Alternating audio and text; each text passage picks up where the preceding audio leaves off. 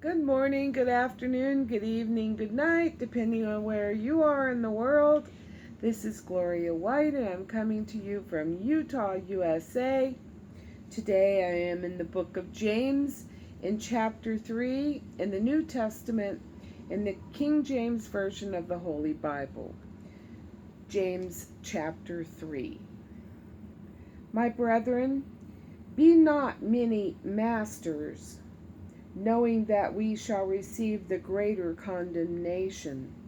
So it says, be not many masters, or let not many of you be masters, knowing that we shall receive the greater condemnation, or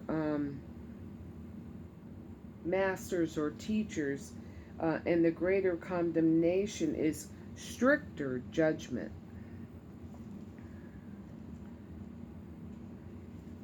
In many things we offend all, or we stumble. If any man stumble not in word, the same is a perfect man, and able to bridle the whole body. Behold, we put bits in the horse's mouth, that that they may obey us, and we turn about their whole body. Just by having the bit in their mouth, we can turn the whole horse and turn them completely around. Turn them to the right or the left.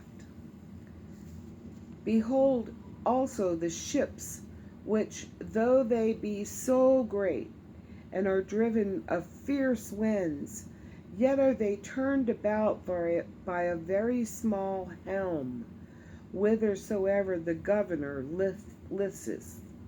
So the rudder is like at the back of a ship.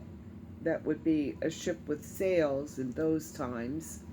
And the rudder was a little piece of wood that there had a handle on it. And depending on which way the pilot turned the handle is the way that the ship would cut through the water. They could either go to the right or to the left, or, or make a big circle and come around.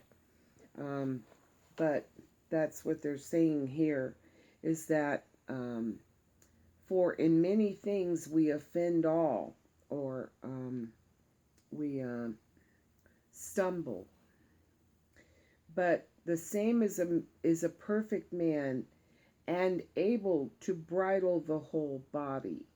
So if you're able to control your tongue, which is speaking words, speaking things into existence, then that little tiny muscle in your mouth can steer your whole body.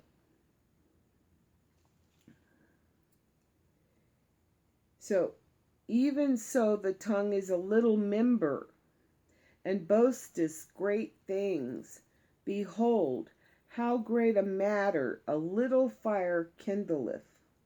So it says, so it boasteth great things. Behold, how a matter, or a forest, a little fire kindleth. See what happens now, like we're having the wildfires. We're in wildfire season, which means that just the wind, the friction of the grass, the dried grass or brush being brushed against one another by the force of the wind can start a great big huge fire that can be driven by the wind, and consume thousands of acres of land, of forest and trees, and sometimes homes, which is a very sad thing. But so just think about the matter being a match, and how big a fire it can kindleth or burn. And the tongue is a fire, a world of iniquity. So is the tongue among our members, that it defileth the whole body, and setteth on fire the course of nature, and it is set on fire of hell. So, just by what you're saying, you can be condemned to hell. But the tongue can no man tame. It is unruly evil. It is an unruly evil, full of deadly poison, wherewith bless we God, even the Father, and wherewith curse we men, which are made after the similitude or likeness of God. Out of the same mouth proceedeth blessings and cursings. My brethren, these things ought not be so. These things ought not so to be, or be. Doth a fountain send forth at the same place sweet water and bitter? Can the fig tree, my brethren, bear olive berries? Either a vine figs, like a vine would be a grapevine. So can no fountain both yield salt water and fresh. Who is a wise man and endowed with knowledge among you, or has understanding? Let him show out of a good conversation or conduct his works, that his works are done in glory, or strife not in your hearts, glory not, and strife in your hearts, glory not, and lie not against the truth. So what it is saying in verse 14 is, but if ye have bitter envying and strife, or your self-seeking in your hearts, and you glory, or you do not boast, and lie not against the truth, so don't tell a lie. This wisdom descendeth not from above, but is earthly, sensual, devilish, or demonic. So, don't let your tongue say things that are evil and not according to the Word of God. And that's why we need to study the Word of God, so we know and understand what He is trying to tell us, what the words on these pages mean. Not just like the word "and" is a way to join two things together. What are we joining together with the word "and"? It's ideas and concepts, and spiritual understanding is necessary to understand all these words. So, all right.